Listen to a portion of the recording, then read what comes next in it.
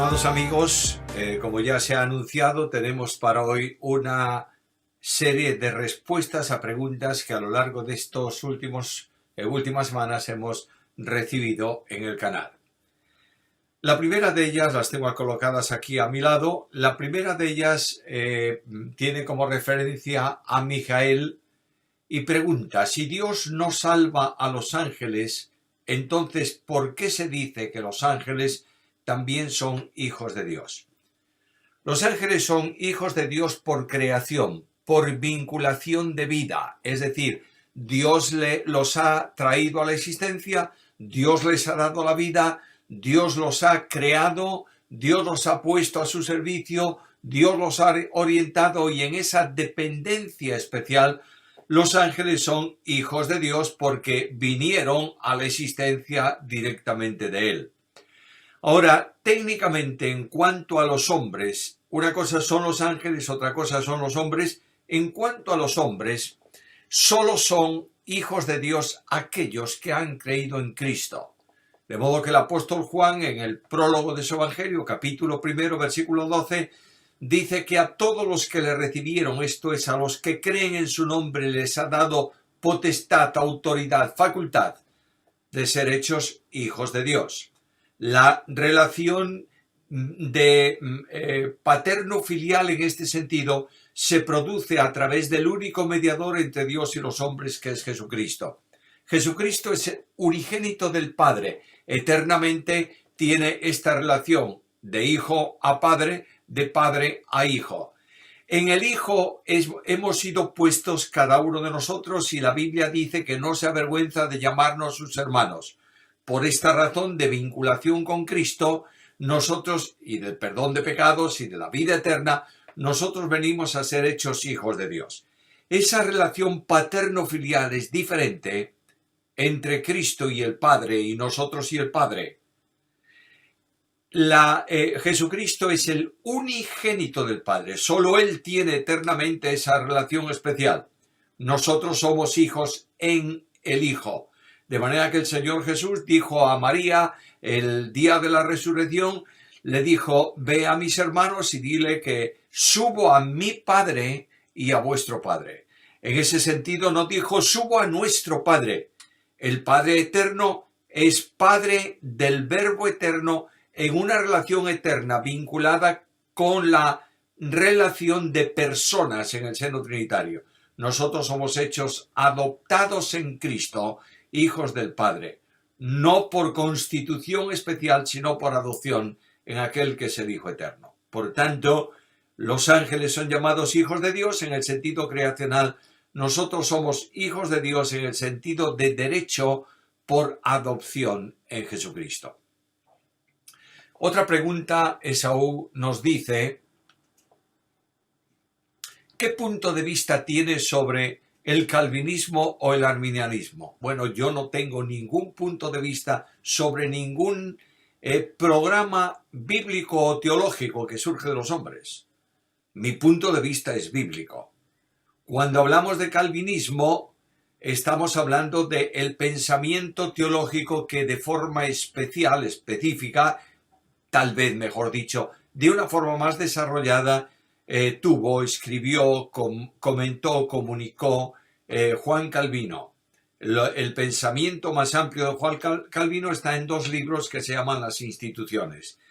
Ese pensamiento es enormemente bíblico, respetuoso de la Escritura, pero quiero que recordemos que los reformadores no estudiaron todo lo que hay en la Biblia, ni sabían todas las cosas en la perfección de la doctrina bíblica.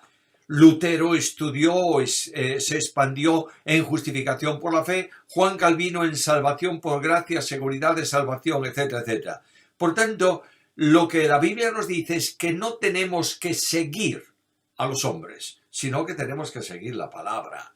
Y cuando me habla el hermano también sobre arminianismo, estamos hablando de un sistema de concepción teológica en la que se enseña, entre otras cosas, que la salvación se puede perder, que hay una gracia universal que todos tienen y que solamente se pierden los que rechazan, y 1000 cosas por el estilo, cuyo fundamento está en la mente del teólogo, pero no descansa en la realidad de la Biblia. Por tanto, dejémonos de hablar de calvinismo, de arminianismo, de no sé qué, de no sé cuánto, y centrémonos estrictamente en lo que la Biblia dice. Si Juan Calvino dijo lo que la Biblia dice, sigamos la Biblia.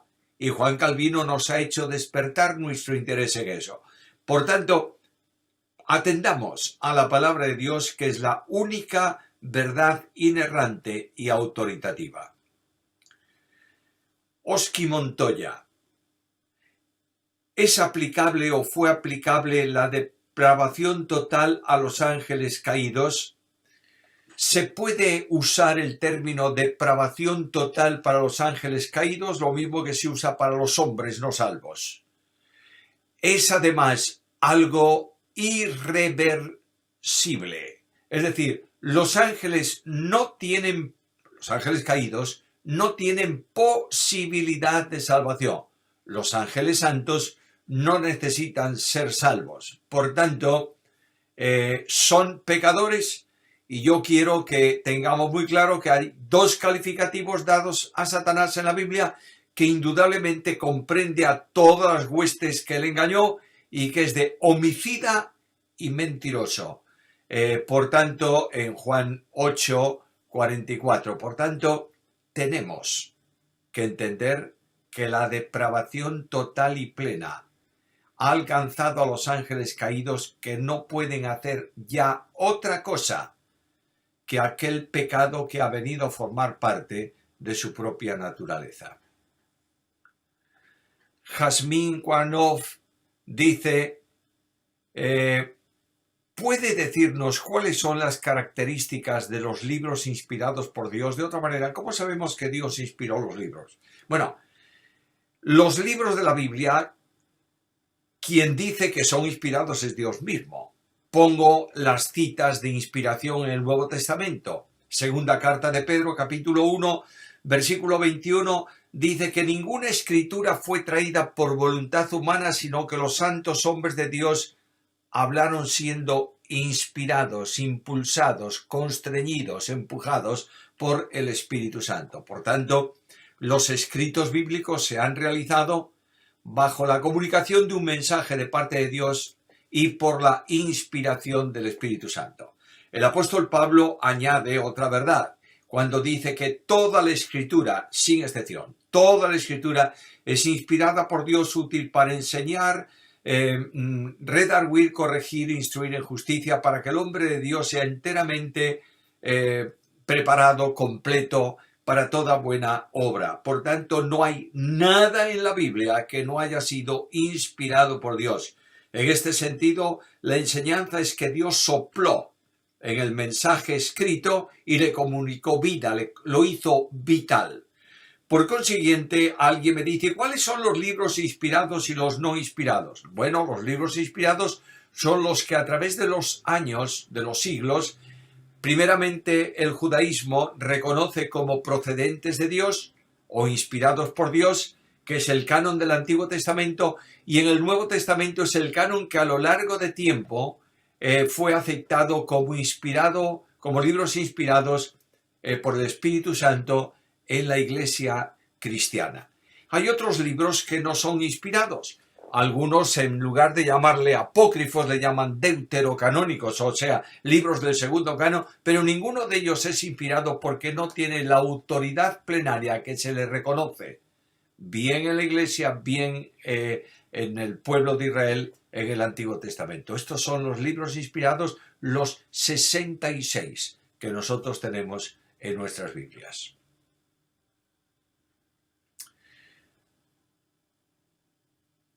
Isma Olga Cano Gómez pregunta, ¿dice Juan amar a los hermanos solamente o está hablando aún a todos los no creyentes? Bueno, primeramente en el texto de Juan se refiere a los creyentes, porque el que no ama a su hermano tampoco ama a Dios. Por tanto, el creyente en Cristo ama a sus hermanos por condición familiar espiritual y porque vive el amor de Cristo derramado en él por el Espíritu Santo. Pero Cristo dijo que no solamente hay que amar a aquellos que están próximos a nosotros, sino a todos. Amarás a tu prójimo, dice la ley del Antiguo Testamento, como a ti mismo. Y Cristo puso como ejemplo a un prójimo que era un despreciado para los judíos, como era un samaritano. Dios ama al hombre, pecador o salvo. Le extiende su mensaje de gracia para salvación. Por tanto, si Dios ama a todos, incluyendo los que no son creyentes, yo tengo que amar de la misma manera como fui amado. Otra pregunta, David Huarachi. ¿Puede indicarnos algún material sobre el dispensacionalismo? Bueno, voy a recomendaros un libro que es muy conocido y que tiene una panorámica de lo que es el dispensacionalismo, que es Dispensacionalismo Hoy, de Charles Ryrie. Eso lo podéis encontrar en librerías evangélicas. Johnny Lozano Mendoza. Yo creo que cuando has mencionado Juan 6, 60 y 66, es que los discípulos eran torpes para pensar que literalmente tenían que participar en un acto de canibalismo con respecto a lo que Jesús dijo sobre beber su sangre, comer su carne.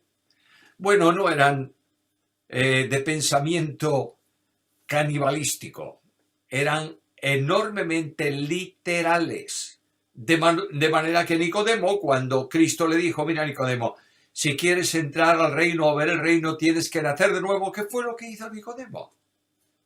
Le dijo, pero ¿cómo voy a entrar yo, que soy viejo, en el vientre de mi madre y nacer otra vez? De manera que estaban acostumbrados a que si la letra decía esto era estrictamente válido, lo único que tú podías captar, percibir. Y hay muchas cosas en los escritos de la palabra que tienen lenguaje figurado. Y lo que Cristo estaba diciendo es que tiene que ser incorporado, no comido literalmente, sino incorporado por la fe a la persona.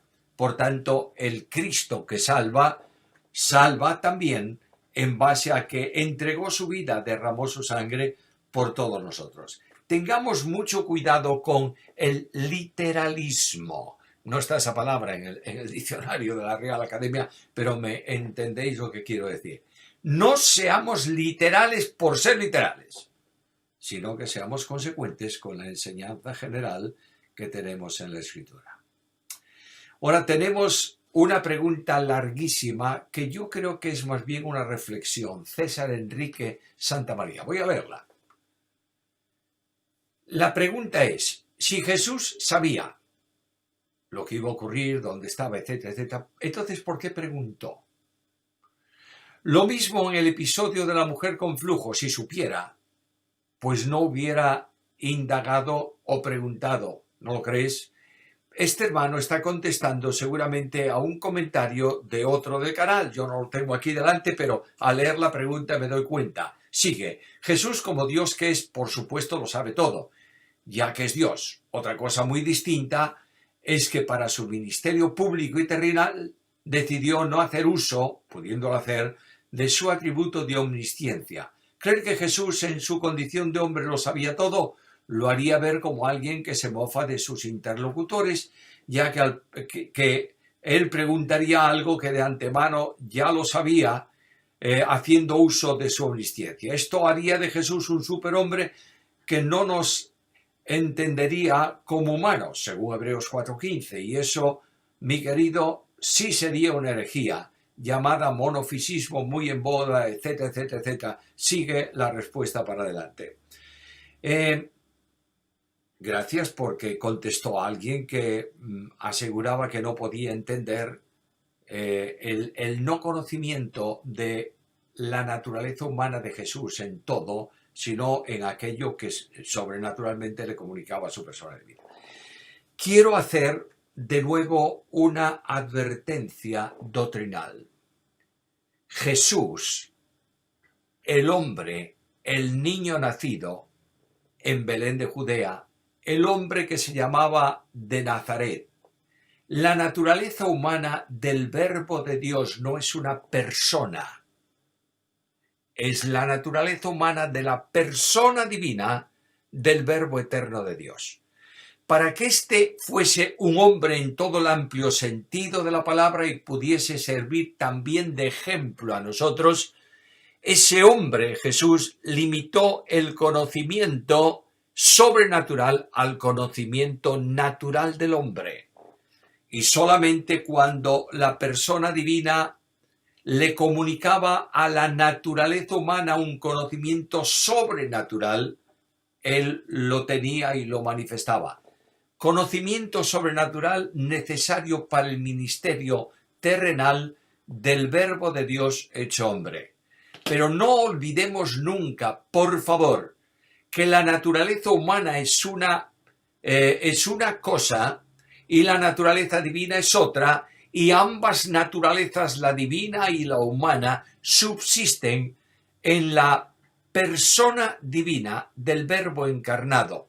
Por tanto, Jesús es Dios hombre y tuvo las limitaciones de hombre porque se hizo hombre para poder comprendernos y experimentar nuestras miserias y ser compasivo a nuestras necesidades. Yo quiero desafiar a todos los que estáis oyendo esto a que volváis a estudiar profundamente la cristología, porque en la cristología están el mayor número de herejías que han surgido en el mundo cristiano desde el origen de la Iglesia. Johnny Lozano Mendoza dice: si Jesús se autolimitó es porque él quiso, no porque no supiera en ese momento quién le tocaba o dónde estaba la tumba de Lázaro. Si pensásemos que Jesús no tenía conocimiento acerca de estas cosas, le habríamos subordinado bajo el Padre, y eso es una herejía. El Padre y el Hijo son uno en esencia, como bien se sabe. Bueno, vuelvo a deciros, esto es la consecuencia o lo antecedente a lo que he comentado anteriormente. Jesús, el Señor, la naturaleza humana del Verbo eterno está limitada a la condición de hombre. Por tanto, él no sabía, como hombre, todas las cosas. Y no quiere decir que si no sabía, el Verbo estuviese subordinado al Padre, sino que está en unidad absoluta con las otras dos personas divinas en el seno trinitario. Pero no hay duda ninguna que el Verbo de Dios, por medio de la naturaleza humana, se hizo obediente, subordinado, hasta la muerte y muerte de cruz, a través del vehículo que le permite esta humillación, que es la naturaleza humana, tomada por concepción virginal, por operación del Espíritu Santo en el seno de María.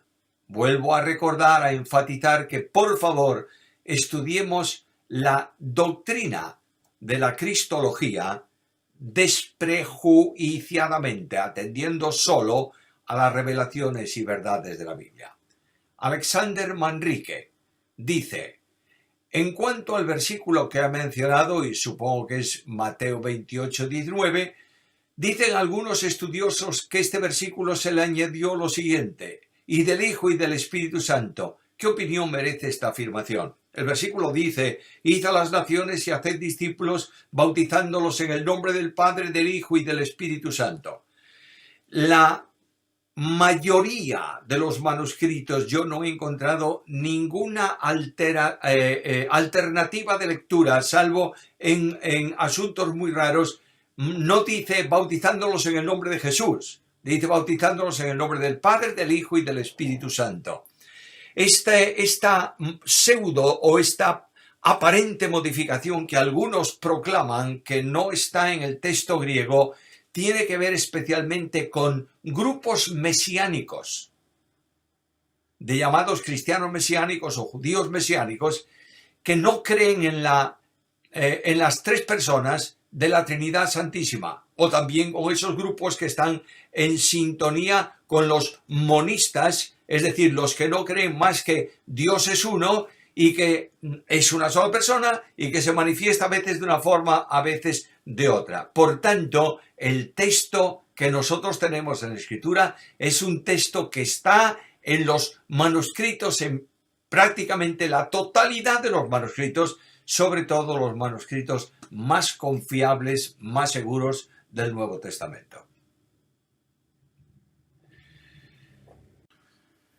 Hay otra pregunta que, aunque no tiene que ver con los temas que hemos estado tratando, vamos a responderla también. Lidia Carrillo Serrano pregunta: ¿cuáles son las limitaciones ministeriales de la mujer? No hay ministerio sin don. Es decir, los ministerios responden a la utilización del don que Dios ha recibido. Por tanto, cada creyente, hombre y mujer, recibe don o dones de parte del Señor que debe utilizar y debe ministrar con ellos para el crecimiento de la Iglesia. No hay ningún tipo de prohibición en la Escritura para un ministerio público de la mujer, salvo aquello que tiene que ver con el ejercicio de autoridad.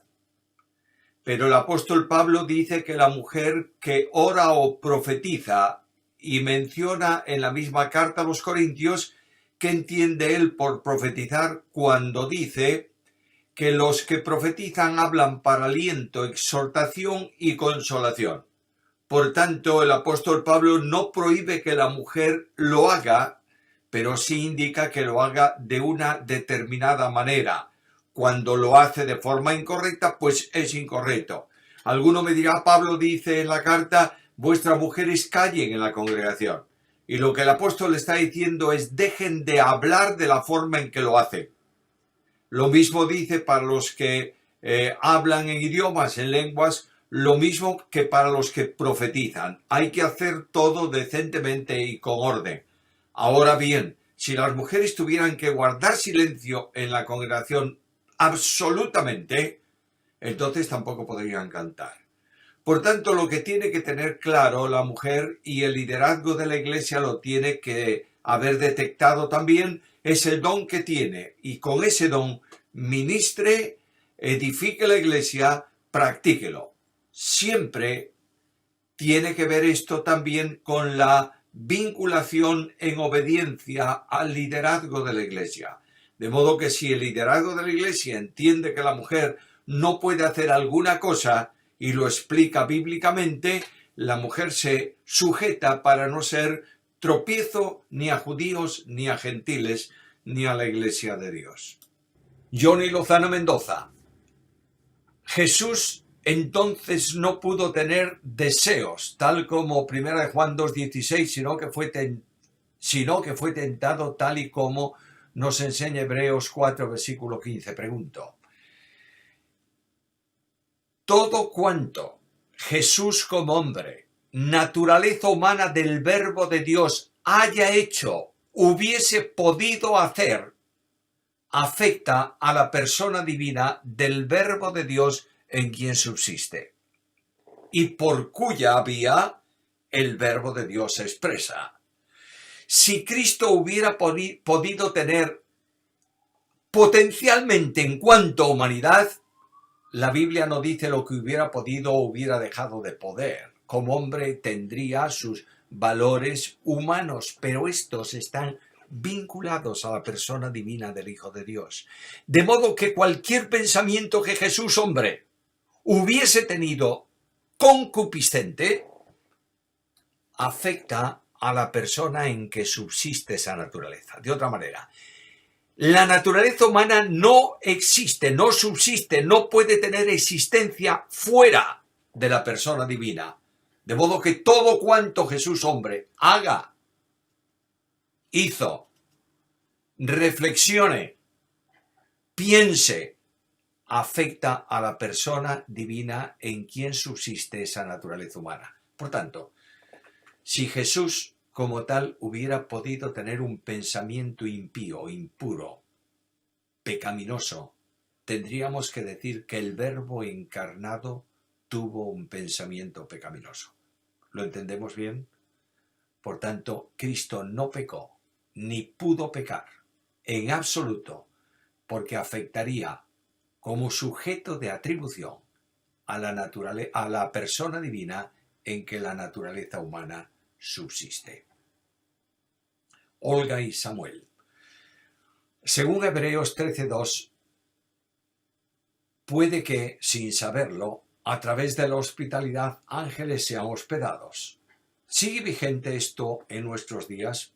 Cuando hablamos de la doctrina de los ángeles, recuerdo haber dicho que algunos ángeles probablemente, posiblemente, yo creo que fue así, algunos ángeles caídos se materializaron y vinieron a la experiencia de hombres y a funcionar como tales aquí en la tierra. No podemos olvidar que los ángeles buenos que acompañaban a Jehová cuando se encontró con Abraham también actuaron como hombres, humanamente hablando. Se sentaron, reflexionaron, comieron, hablaron, etcétera, etcétera, etcétera. Pero tengo la convicción de que todos los ángeles caídos que abandonaron su morada, es decir, su condición, están reservados en prisiones de oscuridad para el juicio y no se pueden materializar hoy. Por tanto, que algunos hospeden un ángel, no tengo base bíblica ninguna para afirmar tal cuestión. Otra pregunta, Josías Maturano. ¿Qué hacía Satanás hasta el momento de la creación del hombre? Y añade otra, ¿los 4 jinetes son ángeles o demonios? O en el caso de no ser ninguno de esos, ¿qué sería? Bueno, ¿qué hizo Satanás? Lo que hacían los ángeles.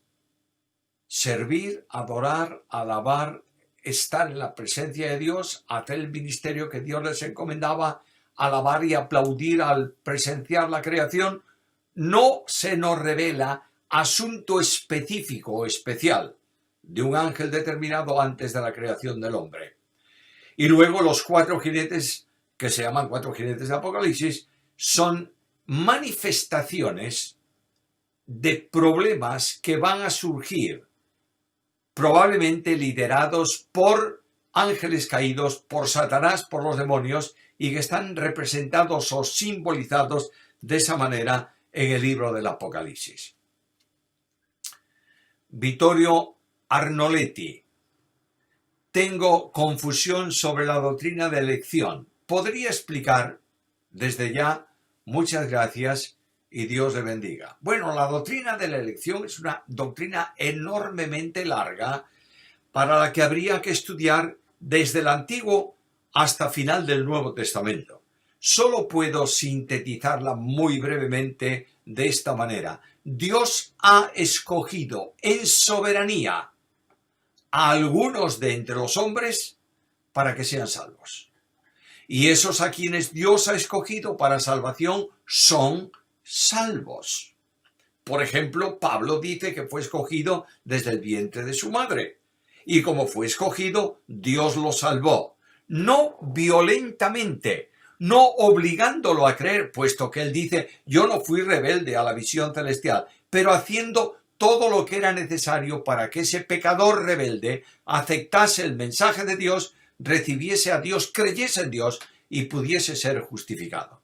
Ahora, esto no significa que nosotros establezcamos que la única condición para la salvación es ser elegido.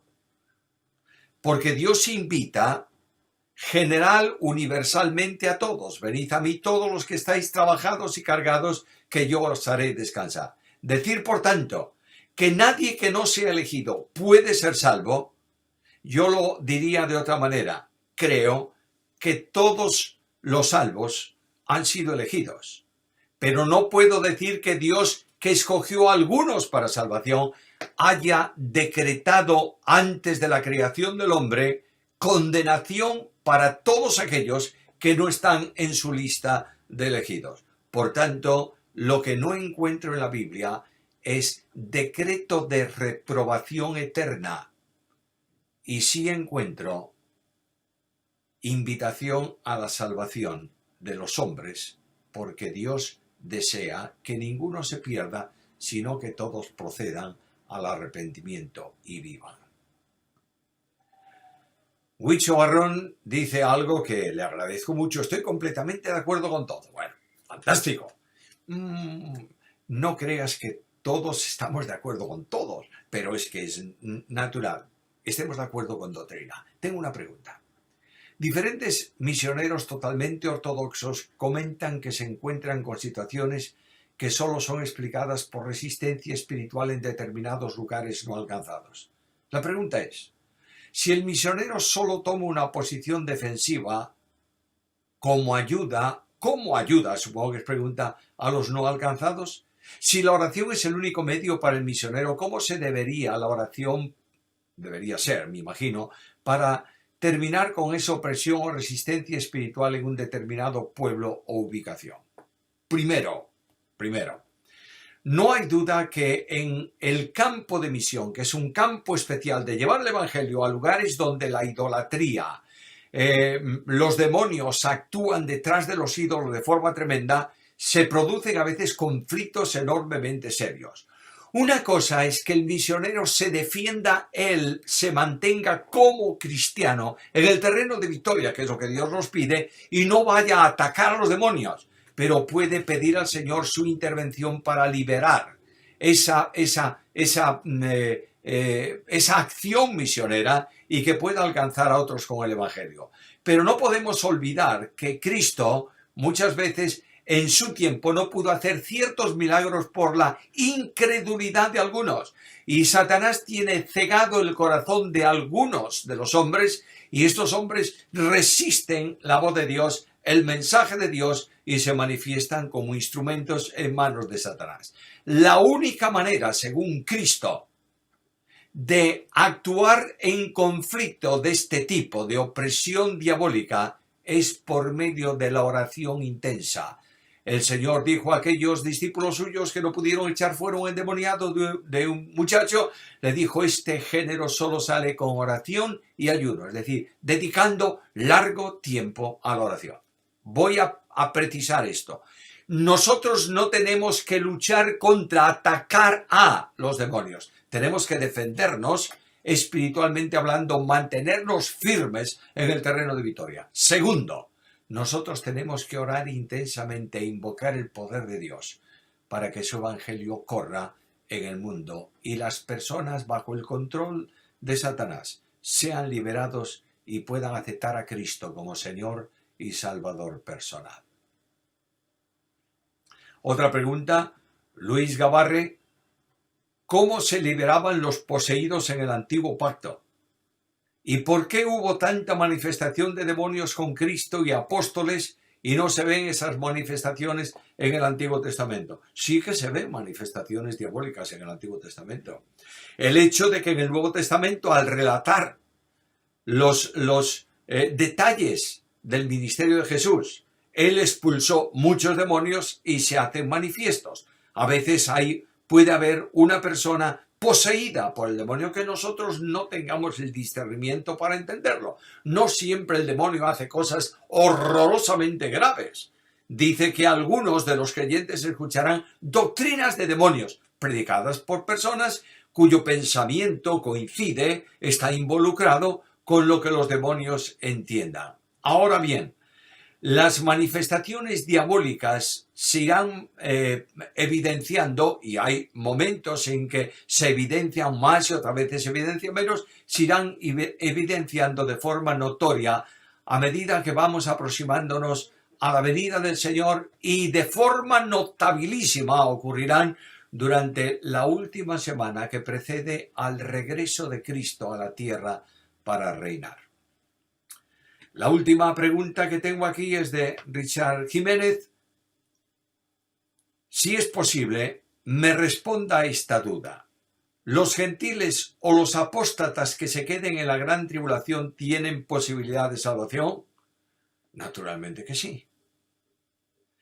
Una vez llevada la Iglesia a la presencia de Dios y comenzado, no sabemos si en el instante o más adelante, no importa cuándo, la Biblia da la señal del comienzo de la última semana como la firma del pacto entre el anticristo y el Israel apóstata, serán enviados al mundo 144.000 seleccionados de las tribus de Israel e irán por todo el mundo para anunciar el Evangelio. Y miles de personas, yo diría millones de personas, serán salvos. Juan vio debajo del trono, debajo del altar en el cielo, una multitud enorme y preguntó, ¿quiénes son estos y de dónde han salido? Y el anciano le respondió a Juan, han salido de la gran tribulación y han lavado sus ropas en la sangre del Cordero. Por tanto, hay salvación para los que crean durante el tiempo de la tribulación. Confiemos que el Señor salve a muchos antes, pero también tengamos en cuenta que aquellos que no han creído voluntariamente en Cristo, tal vez aplicando un texto de carta segunda a los tesalonicenses, Dios les envía un espíritu de error que confirma su rechazo y no tendrán ocasión de salvación, no porque Dios no quiera, sino por su propia incredulidad. Muchas gracias por vuestras preguntas. Que el Señor bendiga vuestras vidas y vuestro ministerio. Puedes tener paz en la